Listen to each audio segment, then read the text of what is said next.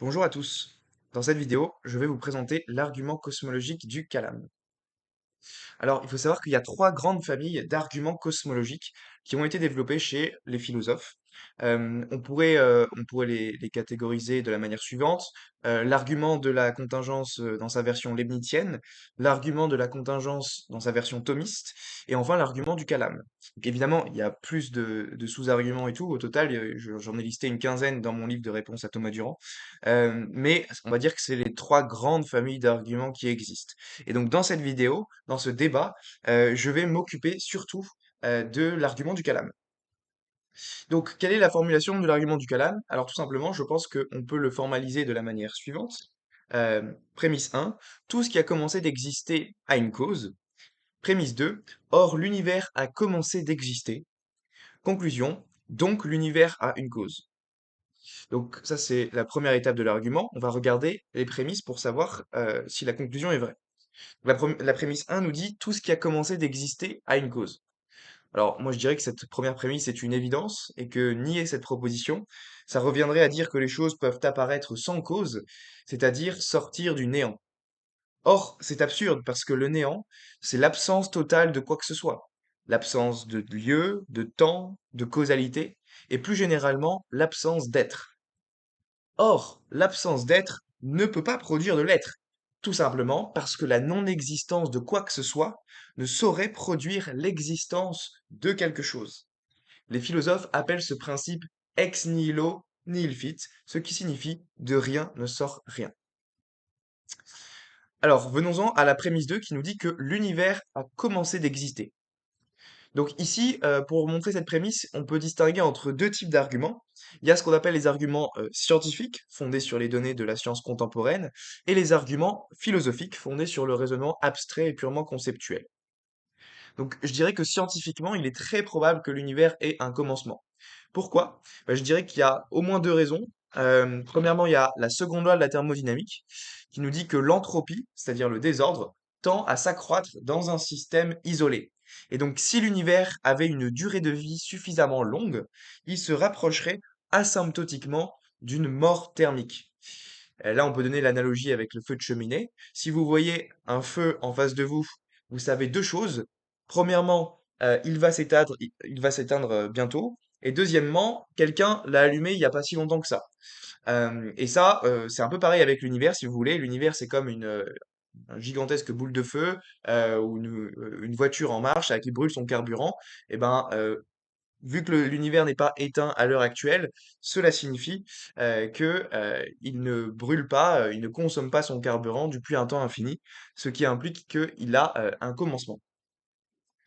Et alors, cette intuition de la seconde loi de la thermodynamique a été confirmée également par un autre théorème indépendant qui s'appelle le théorème de Borde-Guth-Vilenkin, qui est un théorème très connu dans le monde de l'astrophysique. Et c'est un théorème qui a été prouvé en 2003 et qui démontre que tout univers qui a un taux d'expansion strictement positif tout au long de son histoire ne peut pas être éternel, mais doit avoir une limite d'espace-temps passé, donc strictement fini. Ce théorème, il a une portée très générale, c'est-à-dire qu'il ne dépend d'aucune description physique de l'univers précédant le temps de Planck, et il est complètement indépendant de la loi de la relativité développée par Einstein. Et donc, Vilenkin, après avoir prouvé ce théorème avec ses collègues, affirmait ceci. Et il nous dit, la seule chose que nous ayons admise dans ce théorème est que le taux d'expansion de l'univers ne passe jamais sous une certaine valeur non nulle, aussi petite soit-elle. Ce postulat serait certainement satisfait dans un faux vide, un false vacuum, en inflation, et on peut en conclure que une inflation éternelle sans commencement est impossible. On dit que l'argument est ce qui convainc les hommes raisonnables, et qu'une preuve est ce qu'il faut déployer comme effort pour convaincre même un homme irraisonnable.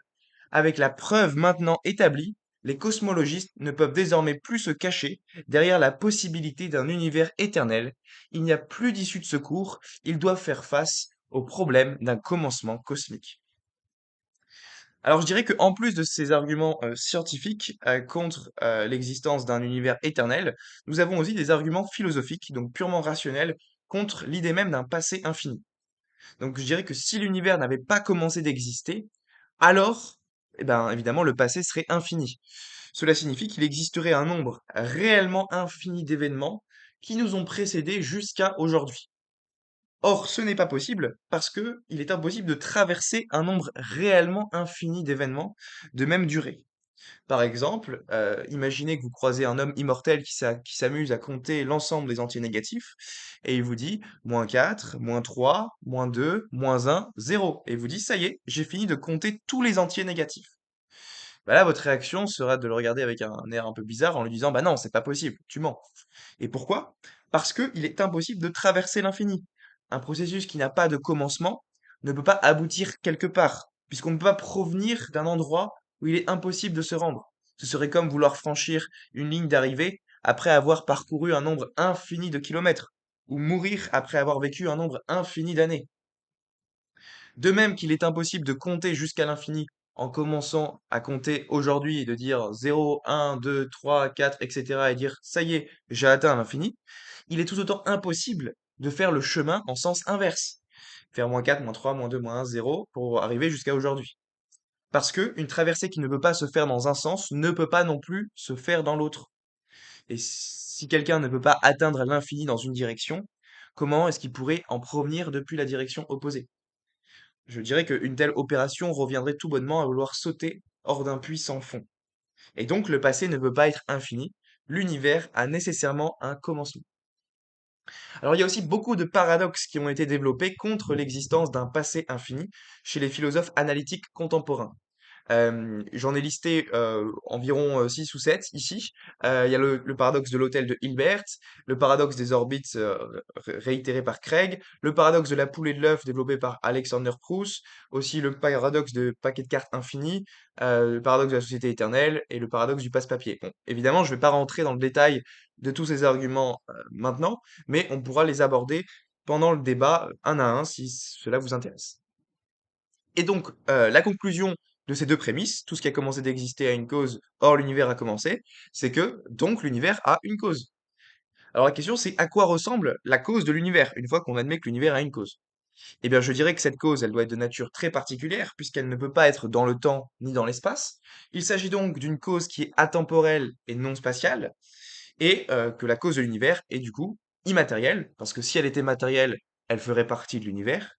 Elle est aussi éternelle, parce que si elle était dans le temps, elle ferait partie de l'univers. Elle est non spatiale, parce que sinon elle serait dans l'univers.